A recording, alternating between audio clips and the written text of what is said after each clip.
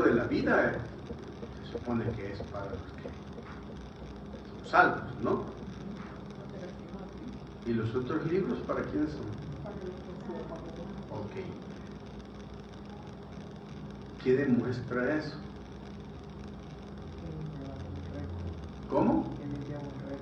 Sí, o sea, lleva un récord. Pero ¿qué demuestra? Que los que no creen en Jesús, o sea, ahí está hablando de los que han sido condenados. Ok. Pero dice libros y dice libro. ¿Qué indica eso? Son malos que van a ser juzgados. Exactamente. Que lo que va a ser en porcentaje de salvación y condenación es más los que se van a condenar que los que se van a salvar. Porque para los que se condenan son libros, mientras que para los que se salvan son libros. Eso significa entonces que no hay tales como que todo el mundo se va a salvar. No hay tales como que no. Y por eso es bien importante, porque cuando se abre el libro y dice que no se lleva inscrito su nombre, entonces, o sea, la manera en que Dios va a condenar a las personas es, aquí está el libro de la Biblia, buscate ahí, y si te hallas, bienvenido. Y te buscas, y abrís el otro libro y estás. ¿No? Ahora, esto es bien importante, ¿saben por qué? Porque entonces demuestra de que si realmente Dios tiene un recuento de lo que nosotros somos y lo que hemos sido y lo que seremos, está allí. Y el que estemos en el libro de la vida o en los libros de los muertos tiene que ver con mi relación con Jesucristo. Por eso es que es tan importante recalcar y retomar otra vez más en nuestras iglesias el hecho de saber si realmente nosotros tenemos un destino eterno. Ahora, las genealogías son teología histórica. Es el hecho de que Dios dice, te tengo contado, te tengo incluido, te tengo excluido. Puede ser útil y la utilidad depende de donde estés inscrito. El problema es que mucha gente en la vida prefiere estar inscritos en otras cosas menos que en los escritos de Dios. Y al final lo que va a contar no es si fue prócer de El Salvador o si fue el mejor presidente de Latinoamérica. Lo que va a contar es si estás en el libro de Dios. Y eso es lo que debemos tener claro siempre. Si no estamos ahí, tenemos serios problemas. Además, Dios usa la genealogía para demostrar de que a pesar de que hay conflictos y hay cosas que pueden ocasionarme problemas o me puedo caer en un cautiverio, siempre hay un remanente que Dios guarda y siempre lo tiene controlado, siempre sabe exactamente cómo puede hacer resurgir a su pueblo en cuanto a su destino y su historia.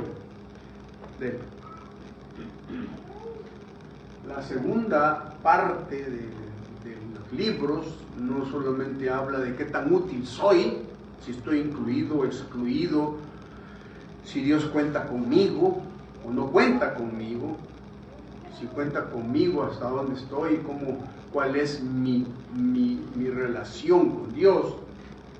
Y en cuanto a la segunda parte, empieza a hablar sobre la vida de David y de los reyes.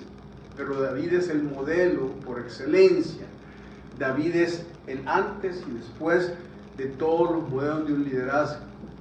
Y la primera cosa que Dios muestra con respecto a la fidelidad es que debemos entender que todas personas, todos nosotros tenemos un llamamiento. Antiguamente en las escuelas evangélicas antiguas y denominacionales se enseñaba que existían llamados y metidos. Y esa es la peor estupidez que puedo haber escuchado yo. Porque nosotros somos redimidos y llamados a hacer algo en la vida que Dios me ha dado. Cada uno de nosotros tenemos un llamado. Y ese llamado depende del escenario en donde Dios nos ponga. ¿Me entienden? Nadie puede rehuir del propósito y el llamado. Y muchas veces nosotros estamos haciendo otras cosas para lo que no hemos sido llamados, y entonces tenemos serios problemas porque Dios nos está queriendo mostrar hacia dónde podemos ir con nuestra vida. Y miren,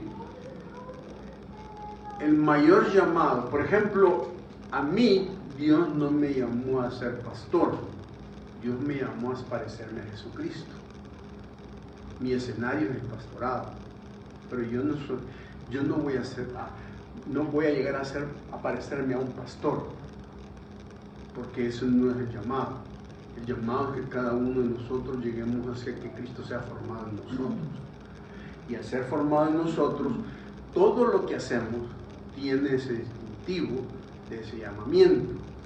No existe lo que es lo secular y lo eclesial, porque eso es una división mundana, sino que lo que debemos entender es que el lugar y la esfera y los recursos que Dios me ha dado, de acuerdo a mi personalidad, son mi llamado.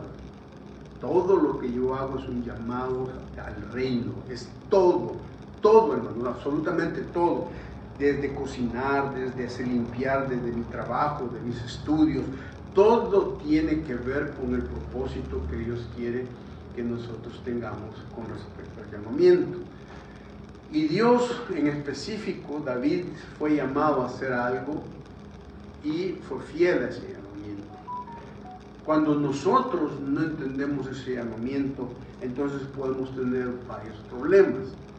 El llamamiento a la vida espiritual que Dios nos manda tiene dos dimensiones, que son los procesos que nosotros debemos entender. Por ejemplo, miren, veamos el caso de Abraham, y todos los llamamientos han sido así. Abraham, Moisés, todos. El llamamiento de Abraham, Dios le dice a Abraham a la edad de 75 años, deja Ur de los Caldeos, toma tu familia, tu esposa, y salí de ahí y vas a ir al lugar que te voy a mostrar. Hebreo dice que Abraham salió sin saber a dónde iba, ¿sí? Y eso es bien interesante, porque la primera etapa que muchas veces Dios hace en la vida y en el llamamiento de uno es que uno sabe dónde está, pero no sabe hacia dónde va, porque Dios no se lo ha mostrado. Esa es la primera cosa, ese es el primer proceso. Yo sé dónde estoy. Abraham estaba en Caldea, en Ur, en Babilonia, y le dijo, salí de ahí y vas a ir a donde yo te digo. Entonces Abraham dijo, bueno, sé dónde estoy, pero no sé para dónde voy. Esa es la primera etapa del proceso de mi llamamiento.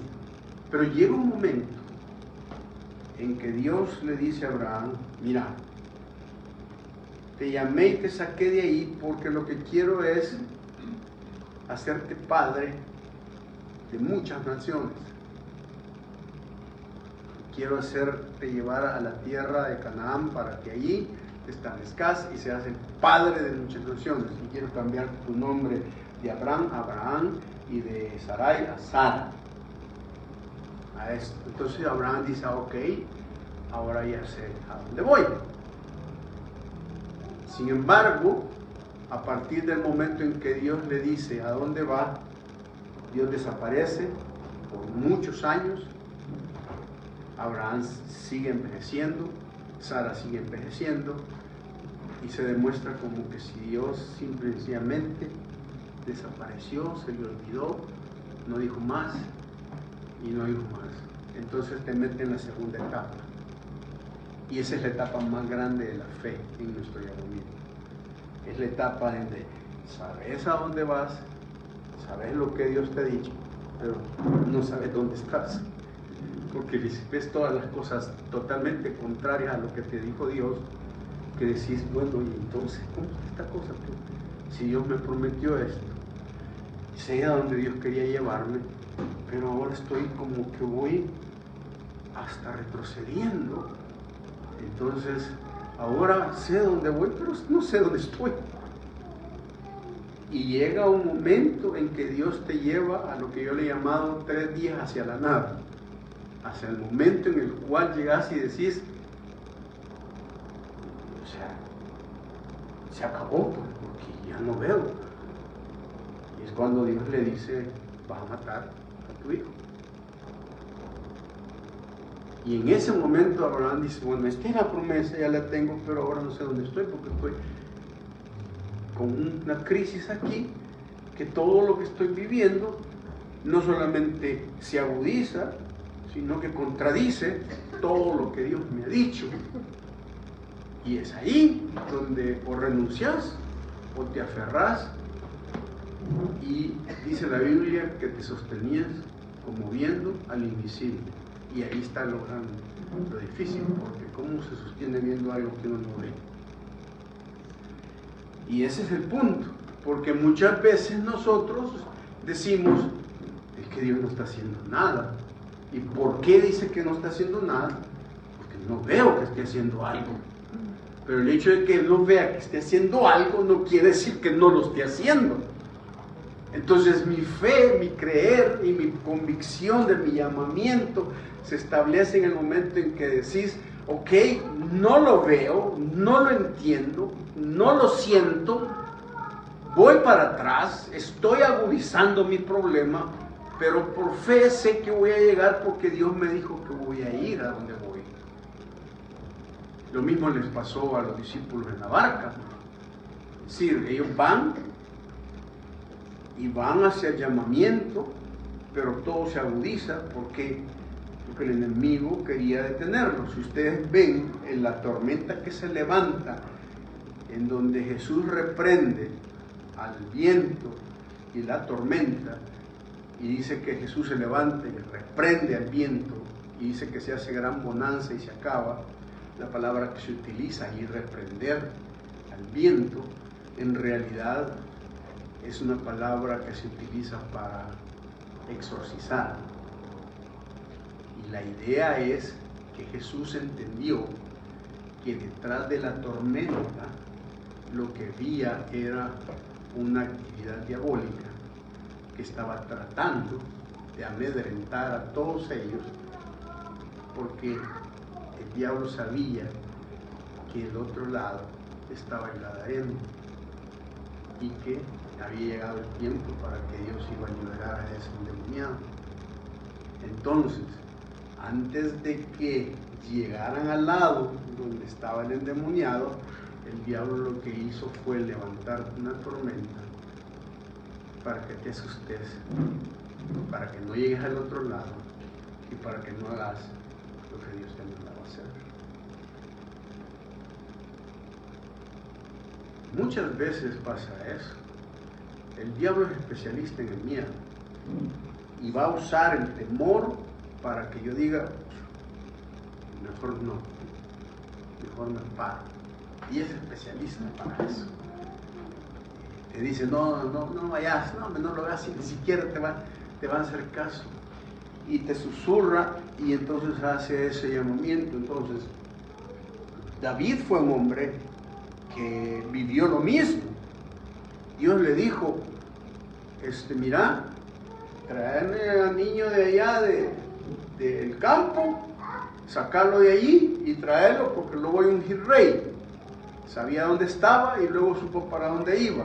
Pero luego pasaron 13 años en donde él sabía que iba a ser rey, pero no sabía dónde andaba. Llegó hasta el momento de su vida de que llegó al extremo de sentirse tan desubicado que decide pasarse a los filisteos a vivir con el enemigo, porque un día dice el texto que dijo para sí, llegará un día en que Saúl me alcanzará y me va a matar, cuando Dios le había dicho que eso no iba a pasar, porque él iba a ser el rey. Entonces dice, me voy a pasar a los filisteos, porque ahí Saúl no me va a encontrar. Y para llegar a los filisteos, David llega al momento que el dulce cantor de Israel, el hombre con cuyo corazón de Dios, se convierte en un loco que anda pintando paredes y deja caer saliva de su boca. ¿Por qué? Porque sabía dónde iba, pero no sabía dónde estaba. Y como donde estaba, lo estaba contradiciendo todo, entonces toma decisiones. ¿Y cómo lo hace Dios regresar a David? Miren, David era un hombre muy astuto, porque llega a engañar a los filisteos. Y llega a tener, los filisteos llegan a tener tanta confianza en él, algunos, otros no. Pero lo que Dios hace para regresarlo y para hacerlo ver que no era ahí, él estuvo un año ahí con los filisteos, y para hacerlo ver que estaba en el lugar equivocado, Dios lo que hace es que permite que destruyan su ciudad, que secuestren a sus esposas, a sus hijos, y toda la gente se enoja con él hasta de apedrearlo. Y entonces hasta ese momento dice que David se fortalece en Dios y a partir de ahí se aparta. Los momentos en los cuales la oscuridad de Dios está ahí, y ustedes leen en el libro de Éxodo que dice que Dios le habló a Moisés y Moisés entró en la oscuridad donde estaba Dios. Y cuando hablamos de oscuridad, nosotros decimos, Dios no tiene ninguna oscuridad, es decir, éticamente de carácter, no. Pero la palabra oscuridad allí es misterio, misterioso. Es decir, Dios está oculto en un gran misterio que jamás lo vamos a poder entender. Y cuando Dios quiere que nosotros tomemos decisiones de fe en nuestro llamamiento, nos va a meter en la oscuridad de su misterio. Porque lo misterioso no solamente lo hace a uno sentirse, yo no sé con qué va a salir Dios, sino que lo hace atractivo, fíjese. ¿Sabe por qué? Porque como Dios es tan misterioso, de repente sale con algo. Cuando entonces lo queremos meter en el cordel, en la medida, Dios dice, no me vas a poder acorralar. Y por eso es que mucha gente, por eso es que Dios dice, bienaventurado el que no encuentre tropiezo en él. ¿Por qué? O sea, ¿Dios es piedra de tropiezo? Sí. Porque muchas veces creemos que Dios debe hacer esto, o me ha dicho esto, me va a llevar a esto, y resulta que me sale con todo lo contrario, y me agudiza la crisis, y simple y sencillamente digo yo, y entonces, y ahí es donde mucha gente se desilusiona con Dios, se apartan, se enojan con Él, y se convierten en personas ateas, ¿no? La fidelidad también se mira en David, que David es un hombre que simple y sencillamente hace David es el hombre que demuestra que se le puede acercar a Dios más genuinamente que al estilo de Moisés. Porque David, cuando él es rey ya, y en estos libros de crónicas hablan mucho más de los 7 años que él vive en Jerusalén, cuando se les arrebató a los jebuseos, y esos 7 años David dice, señores, el tabernáculo del Silo, que era el tabernáculo que Moisés había puesto, que era el lugar donde se adoraba, David dice, no, vamos a cambiar el estilo de adoración y todo un sistema. No va a ser en ese templo, sino que voy a levantar un tabernáculo aquí en Jerusalén, voy a traer el arca, y además de eso vamos a cambiar la dinámica. ¿Y qué hizo David? David estableció un sistema de adoración de 24 horas con grupos de sacerdotes y cantores y levitas, que la gente no solamente no era como en el tabernáculo de Moisés, que estaba oculto, un lugar santísimo, sino que él se podía ver el arca, pero podía ver a gente adorando las 24 horas. Cada vez que la gente pasaba, encontraba una adoración, un acercamiento a Dios las 24 horas. Por eso es que David era muy dado al canto, a la poesía, a hacer los salmos, porque para él Dios realmente representaba un acercamiento en adoración. Es decir, adorar a Dios para David era una cuestión máximo. Es decir, siempre tuvo un corazón de adorador, a pesar de estar en momentos difíciles, a pesar de hacer muchas cosas. Ustedes lo van a encontrar que en sus momentos más complejos, de pecado, de situaciones peligrosas, siempre terminaba adorando, porque la adoración es algo que cautiva el corazón de Dios. Y David pretendió que todo el pueblo fuera un adorador, no solamente él o los levitas, sino que él quería que la gente pudiera acercarse a Dios en adoración. Y por eso ustedes encontrarán que hubo escuelas de músicos, de alabanza profética, las escuelas de Asaf, de Man, de Tenán, que eran grupos de cantores que levantaron toda una generación de adoradores. Y la adoración no era un show o un espectáculo, no era que no tenían un templo donde se paraban al frente a adorar, sino que simple y sencillamente era una actitud de simple y llevar una adoración a Dios. También el llamamiento de la fidelidad de David, no solo fue fiel a su llamamiento, no solo tuvo un deseo de acercamiento a Dios, de adorarlo, sino que él también enriqueció todos los conceptos que uno puede ver en toda la historia de Israel. David hizo muchos cambios. David, por ejemplo, decidió y dijo, bueno, voy a construirle una casa a Dios, pero Dios no le dijo que no, porque había sido muy violento. David era violento, había sido hombre de guerra, había matado a muchas personas. Y Dios le dice, no te voy a permitir eso, pero sí quiero que enriquezcas. Y David dijo, bueno, si no construyo ese proyecto, se lo voy a dar a mi hijo para que lo haga. Y Dios le dijo a David, mira, en lugar de que vos me construyas una casa a mí, yo te voy a construir una casa a vos para siempre. Y eso para David fue, bueno, Dios, gracias, ¿verdad? En lugar de que salga yo alimentándote algo, estoy recibiendo. Y las promesas de Dios, hermanos, se cumplen siempre cuando Dios nos dice algo. En realidad ustedes nunca van a encontrar en el texto original la palabra promesa, porque la promesa en la boca de Dios no existe. Dios no promete, porque la promesa es una aseveración legal de algo que yo te voy a hacer, humanamente hablando. Es decir, así, ¿vas a venir mañana? Y yo digo, sí, voy a venir. No, pero no me vas a enganchar. Y entonces uno dice, te prometo que mañana llego. ¿Qué está haciendo? Al agregar la palabra prometo, está agregando una dosis de credibilidad a su palabra, ¿sí? Pero Dios no necesita eso. ¿Por qué?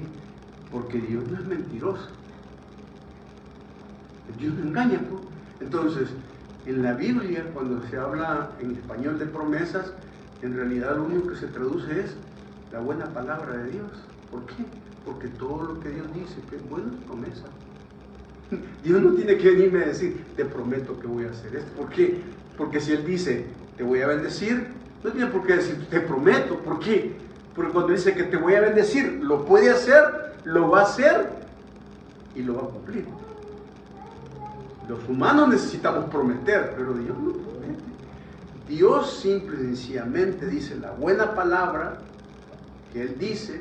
Cuando sale de la boca de Dios, hermanos, toda palabra que sale de la boca de Dios es verdad. ¿Creen eso ustedes? Toda palabra que sale de la boca de Dios es fiel. Claro. Siempre ha sido fiel. Y Dios dijo tal cosa. Imagínense ustedes que hablábamos con mi esposa en la mañana y le comentaba, Elías dice que se lo va a llevar el Señor. Y Eliseo dice, no, me le voy a pegar a este porque por lo menos le saco algo antes de que se vaya. Y anda detrás de él, pegado. Y entonces Elías al final se cansa y le dice, ¿para qué querés? Pues, o sea, ¿qué querés? Y Eliseo le dice, mira, quiero una doble porción de tu espíritu. Y Elías le dice, mira, eso es difícil, pero si cuando me veas partir, estás ahí presente, se ha hecho. Elías está ahí y es levantado y Eliseo, vean que Elías va, se levanta, pero no le da el manto a Eliseo, sino que el manto cae y él lo recoge y el manto comienza a dar su unción. En la historia de Eliseo, Elías hizo 8 milagros, Eliseo hizo 16. Pero hay una cosa bien interesante. Al final de la vida de Eliseo, Elías le dijo, te cumple, va a hacer lo doble, lo mío doble. Llega el momento en que Eliseo, dice el texto, estaba enfermo de la enfermedad, murió. Así dice, comienza la narración. Y dice que el rey Joás llega y le dice, Padre mío, mira, Asiria está haciendo esto y aquello, y la estoy viendo fregada. Entonces viene Eliseo y dice, ok, a esas alturas Eliseo solo ha hecho 15 milagros. Es decir, está al tope y al borde de lograr los 16, el doble de la porción. Pero luego llega el rey y le dice, mira, tengo este problema. Entonces Eliseo le dice, va, mira, agarra un arco y una flecha y lanzala por la ventana. Y cuando la lanza, di saeta de salvación y todo, y el rey la tira, y luego Eliseo le dice, ahora golpea la tierra con el arco y la flecha. Y viene y le da 1, 2, 3, y el rey se para. Y dice el texto que Eliseo se enoja. La palabra enojar ahí es palabra fuerte, está furioso. Y uno dice, ¿por qué se enoja tanto? Está viejo, enfermo, pero está bien bravo. ¿Sí? Y le dice, man, si hubieras golpeado 5 o 6 veces las flechas, hubieras derrotado para siempre a Siria. Pero ahora, golpeaste 3 veces, solo 3 veces la vas a derrotar. Allí uno se pregunta, ¿por qué el rey golpearía 3 veces? Si el profeta le dice, golpea la tierra con las flechas, ¿cuántas veces le hubiera golpeado usted? ¿Por qué hace 3 veces? ¿Por qué 3 veces?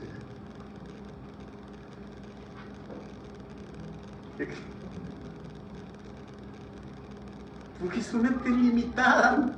O sea, sus propias autolimitaciones cree que con 3 cosas es suficiente, pues. Con 3 cuartos de servilidad es suficiente, pues.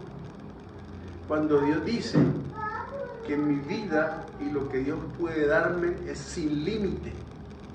Pero todos nosotros, cuando Dios nos dice que va a hacer algo, siempre tenemos cordeles para medir. Y a Dios detesta los cordeles para medir. Si no, vayan a Zacarías y ustedes van a encontrar una profecía que dice que cuando se muestre el templo, dice que un joven vino y cuando vio el templo dijo, voy a medir las paredes a ver qué tan alto es el templo de Dios. Y dice que Dios manda un ángel y le dice, deja de estar midiendo. ¿Por qué? Porque a mí no me pueden medir. Y ahí añade, yo seré pared de fuego para Israel. La idea es, porque siempre que Dios nos dice que tenemos recursos ilimitados, tenemos siempre cordeles para medir con centímetros los límites a donde podemos llegar con Dios. Decimos, sí, yo te voy a proveer, es cierto, pero estas son mis deudas y este es mi salario. ¿Qué tanto es este salario para estas deudas? Y Dios dice, deja el cordel de medir. ¿Por qué? porque lo poco lo puedo transformar en algo ilimitado. Entonces, cuando Eliseo se enoja y dice eso, luego dice el texto que Eliseo muere. Y se muere con 15 milagros, porque no logra el milagro de derrotar totalmente a Siria. Entonces uno se pregunta, ¿falló la promesa de Dios? Y resulta que si ustedes ven más adelante, hay una historia que aparece en donde unos hombres llevan un cadáver y van a sepultarlo, y cuando lo van a sepultar vienen unos bandoleros de Moab y les da miedo porque los pueden matar, entonces tiran el cuerpo y dice el texto que el cuerpo cae en los huesos de Eliseo, y cuando cae en los huesos de Eliseo, el muerto resucita. 16 milagros. ¿Saben qué vi yo ahí? Que la promesa va a seguir aún cuando esté muerto, y la van a disfrutar otras personas. Pero lo que Dios dice que hace, lo que Dios dice que destinó para ti, en su llamamiento, en tu fidelidad, lo va a cumplir. ¿Cuántas veces nosotros andamos con tantos cordeles midiendo? Tu hijo va a ser un hombre de Dios, sí, pero es autista. Otra vez el cordel, ¿verdad? No, pues sí, pero tú vas a salir adelante, sí, pero tu pasado es este. Y hay gente que toda la vida me anda midiendo y poniendo límites, ¿no? Cordeles así. Y hablábamos hoy con mi esposa, y podemos decir, estoy viejo. ¿Por qué te pones esas medidas? Abraham fue llamado a los 75 años, fue papá a los 99 y vivió 175 años. Se casó 2 veces. Con la primera tuvo un hijo, 2 hijos. Bueno, se casó 2 veces y anduvo de novio con otra. Y dicen que después que Sara muere, se casa con Setura y tiene más hijos. Entonces la pregunta que uno se hace es, ¿a dónde pongo el límite yo a Dios? ¿Por qué siempre tenemos eso? ¿Saben por qué? Porque toda la vida nos han enseñado a que Dios lo podemos limitar, ¿sí? Y nos lo enseñaron en la iglesia, y lo hemos aprendido, ¿sí? Diciendo, no puede ser que Dios haga eso. ¿Quién dice que no? Fíjense, Dios le dice a María, vas a ser mamá. Y María le dice, ¿y cómo? Yo no he conocido a ningún hombre. Y Dios le dice, no, es que vos vas a ser mamá sin necesidad de hombre, pues. Eso es imposible, pues. Es ponerle la medida y decirle, no, pero que para que engendrar necesito a un hombre. Sí, pero no estoy hablando de cualquier cosa. ¿Por qué? Porque tenemos un Dios ilimitado. Los límites los ponemos nosotros, ¿no? Al final, David hace un saneamiento, lleva el arca, lleva todo eso. Entonces, los crónicas nos hablan de la utilidad, pero también nos hablan de la fidelidad. Y la tercera tiene que ver con la nueva generación, continuidad. Porque la siguiente etapa, en los versículos de 2 Crónicas 1 al 9, es la historia de Salomón. Y Salomón es otro caso, o sea, Salomón es, por un lado, o sea, hay cosas tan cosas que a mí me intrigan. Por ejemplo, Salomón es hijo de la mujer con la que adulteró David, Betsabé. Sin embargo, Dios perdonó todo eso y trae un hijo de una relación quebrantada. Y es el que va a ser el heredero. Eso a mí me llama la atención. ¿Saben qué otra cosa me llama la atención de esta generación representada en Salomón? Que dice que David y Betsabé le pusieron de nombre Salomón. Y el nombre Salomón es hijo de paz, porque para ellos representaba la reivindicación como pareja de todo lo que había ocurrido. Sin embargo, el texto dice que aunque ellos le pusieron Salomón, dice Jehová lo llamó Jedidías. Ese fue el nombre que le puso Dios. Y Jedidías significa el amado de Jehová. Entonces yo me pregunto y le hago esta pregunta: ¿qué nombre usaría usted más? ¿El que le pusieron sus papás o el que le puso Dios?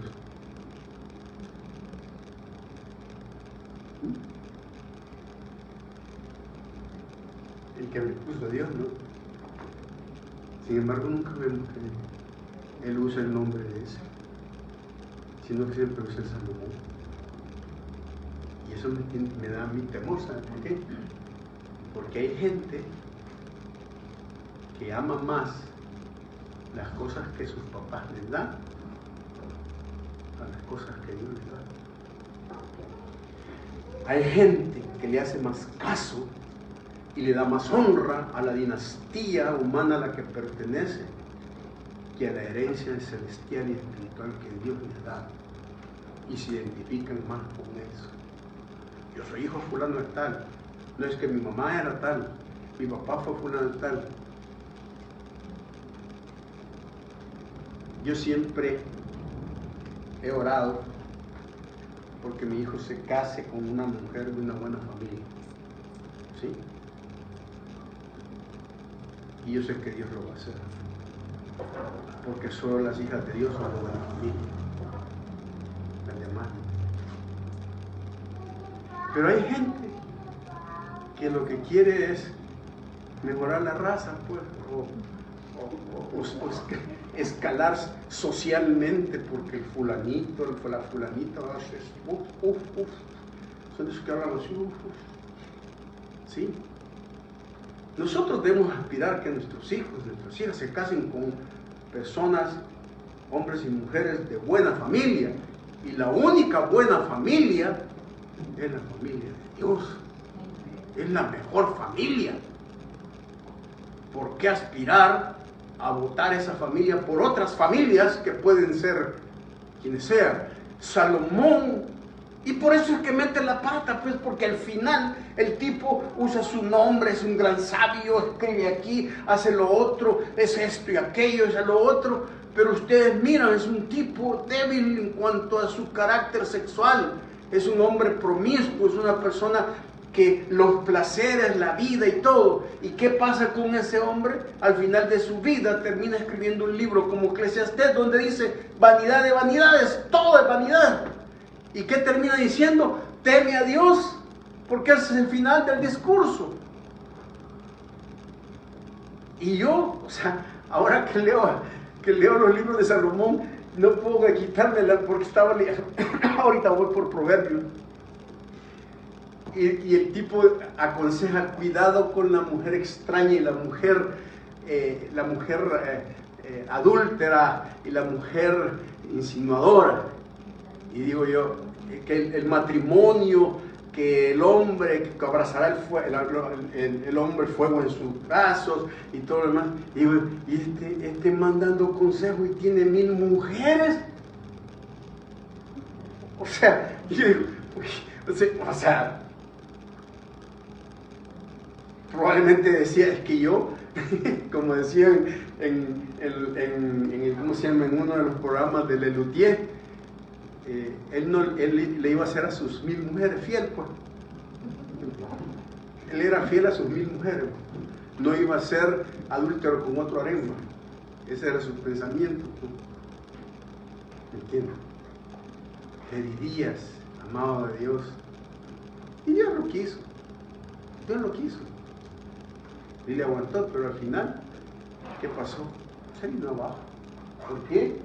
Porque era una generación que sus valores eran más humanos que Dios. ¿Y saben cuál es el problema? Que estamos ahorita cosechando una generación que es así. Una generación débil, generación que valora más sus carreras, sus éxitos, valora más lo que se les da humanamente a lo que Dios podría darles como herencia a esas personas. Hay sucesión, hay sumisión de parte de Salomón, claro. Salomón le dice, mira, pedime lo que querrás. Dice, yo quiero que me dé sabiduría para dirigir. O sea, en pocas palabras, la petición de Salomón es, quiero ser un buen político, quiero ser un buen administrador. Pero no le dice, Señor, dame la fuerza para administrarme a mí mismo. Eso no lo pide. Él dice, dame fuerza para administrar a nosotros.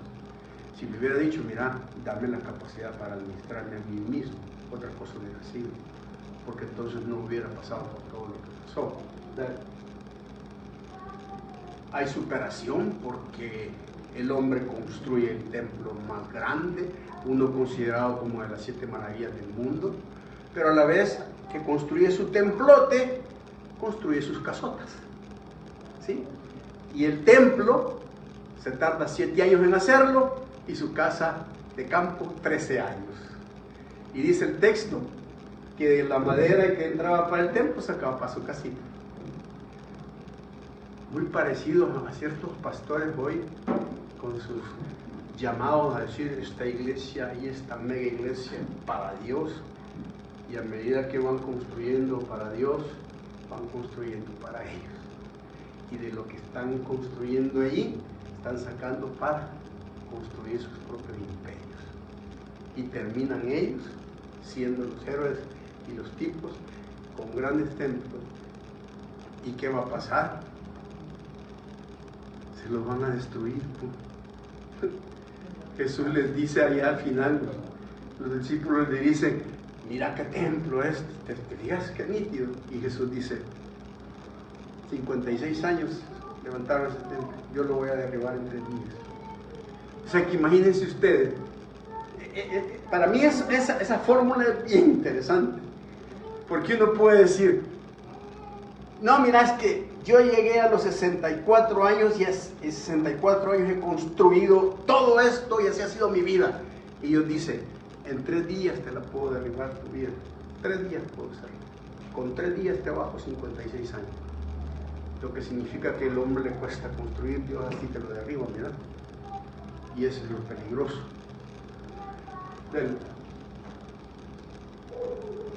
Pero luego hay ya un problema, porque para mantener, oigan esto, el problema, o sea, que vemos ahí es que ahí levantó un templote, pero templote digno, y levantó todo un imperio digno, pero el problema fue mantener todo eso. Ese fue el gran clavo, porque dice que Salomón recibía tanto, millonadas y millonadas y millonadas y millonadas, y la gente le llevaba y esto y lo otro. ¿Y qué ocurre al final del periodo cuando él decae y llega y muere? El epitafio que le dan los sabios, los viejos, los líderes que estaban alrededor de Salomón, cuando entra Roboam, su hijo, para ser el sucesor, le dicen, mira, Salomón nos agravó con impuestos y nos tuvo bien socados con tantos impuestos que nos puso. Si vos aflojas los impuestos y aflojas el yugo económico que tu papá tenía, la gente te va a seguir. O sea, ¿qué pasó entonces? O sea, que miren esto, hermanos, porque esto quiero que lo vean. Quiere decir entonces que cuando nosotros vemos estos grandes imperios evangélicos de grandes iglesias que dice que el Señor las mandó construir, al final, ¿a quién cargan con todo el mantenimiento de eso? A todos los pobres hermanos que tienen que socarla, a veces chantajeados, diciéndoles de que si no diezman son ladrones y que si no dan para la obra entonces no pueden seguir adelante. ¿Por qué? Porque lo que están empecinados es en mantener un monstruo que ni siquiera a Dios le interesa, ni siquiera lo mandó a construir. ¿Y qué ocurre al final? La gente se cansa. Mire, allá en Guatemala yo conocí todos los, en el tiempo que estuve, todos los que levantaron imperios. Esos cuates, todos los domingos, cuando estaban levantando los imperios, predicaban solo de pisto, solo de eso. ¿Por qué? Porque necesitaban un montón de pisto para mantener eso. ¿Y qué ocurre? El hombre se va a pedirle consejo a los jóvenes, a sus cheradas, y estos, como son grandes iguales de él, dicen, no, decirle, si tu papá les dio con un látigo, decirle que les vas a dar con todo doble. ¿Y qué ocurre? Cuando llega con esa gran cosa, dice, no, van a seguir manteniéndome. La gente dice, no, entonces ¿qué? Se separan y hay ruptura. Y el texto dice que la división venía de parte de Dios. O sea que hay divisiones que vienen de parte de Dios, fíjense. ¿Por qué? Porque Dios dijo que ahí se van 10 tribus para el norte y 2 tribus para el sur. Y ahí me viene para abajo todo. ¿Dónde? Allí en... Dale, y lo último, ¿qué pasa? Van a la cautividad. La tendencia, ¿cuál es? En los reyes es, unos seguían a Dios, otros no, y Dios les mandaba juicio. Les enviaba profetas, les enviaba a los sacerdotes, les enviaba la ley. Es un ciclo. Luego, habían periodos de reyes en que eran dependientes, Ezequías, Josías, hicieron reformas, pero de los 20 reyes del sur, 8 fueron buenos, 12 fueron malos. Del norte todos fueron malos. Pero entre el reinado del sur hubo por lo menos 8 reyes buenos que siguieron a Dios. Pero eso significa ser a medias. Luego, ¿qué ocurría? Habían reyes que se independizaban y desobedecían a Dios, y finalmente, ¿qué hace Dios? Los sentencia. Y al final encontramos que Dios dice, voy a enviar a Babilonia, porque ustedes no se dieron cuenta que envié a Siria con el norte y se fueron cautivos y no hicieron caso, viendo el ejemplo, viendo el modelo del otro. Ahora les va a pasar a ustedes. ¿Y qué pasa? Babilonia, Nabucodonosor llega, destruye el templo, les roba todo. Imagínense ustedes, cuando uno describe todo el templo, el oro y todo lo demás, cuando llega a Babilonia saqueando todo eso y llevándoselo para el templo de Babilonia y dejando el templo totalmente destruido, hecho abajo, totalmente, de tal manera que cuando Nehemías llega a reconstruirlo, solo ni los muros tienen, pues todo se ha acabado, todo está destruido. Lean ustedes el libro de Lamentaciones y se van a dar cuenta toda la experiencia del desastre de la cautividad, como Jeremías llora al ver la gente en las calles muerta, todo. ¿Por qué? Porque simple y sencillamente ya no dependieron de Dios. Ahora, hermanos, lo bueno de eso es que al final este pueblo va a resurgir, porque Dios lo va a resurgir de ese imperio persa y lo va a levantar. Por eso el libro de Reyes dice, miren, nunca es tarde para levantarse. Se puede levantar nuevamente, a pesar de que hayamos caído en eso. ¿Qué tan útiles somos? ¿Qué temas relevantes en Primera y Crónicas? Primero, las genealogías. Es una historia teológica. Dios lleva el recuento de lo que somos. Luego, el culto y el templo es la importancia de darle lo mejor a Dios. El reinado de David Salomón, la importancia de los instrumentos en manos de Dios. La importancia de la obediencia y la fidelidad. Estas afectan nuestra relación con Dios. El papel de los levitas y sacerdotes, un liderazgo diferente al de los profetas. Y la última, la importancia de un corazón de adorador. Crónicas habla mucho de la oración y por eso es tan importante. Hermanos, hay que ser útiles. Y no importa, Dios siempre puede volvernos a dar una nueva historia y levantarnos nuevamente. Vamos a orar. Padre, queremos pedirte en esta noche que nos ayudes a serte fiel, útil, a ser dependientes de ti. Oramos para que no podamos apartarnos y no tengamos la cultura del mundo en nuestras vidas. Bendecimos a todos los que estamos aquí, Señor. Bendice cada uno de las familias representadas. Ahora, Señor, vamos a recoger nuestra ofrenda y queremos pedirte que tú la multipliques y nos ayudes para el sostenimiento de tu obra. En el nombre de Jesús. Amén.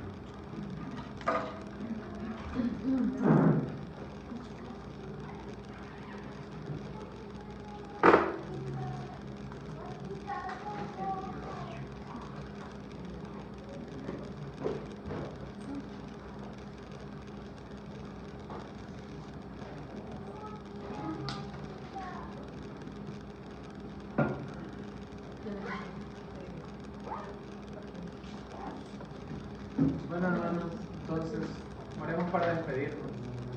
Gracias, Señor Jesús, por permitirnos reunirnos, Señor. Gracias por hablarnos, Señor, porque tú nos levantas, Padre, y nos das una y otra oportunidad, Señor, para seguir a lo que nos has llamado, Señor.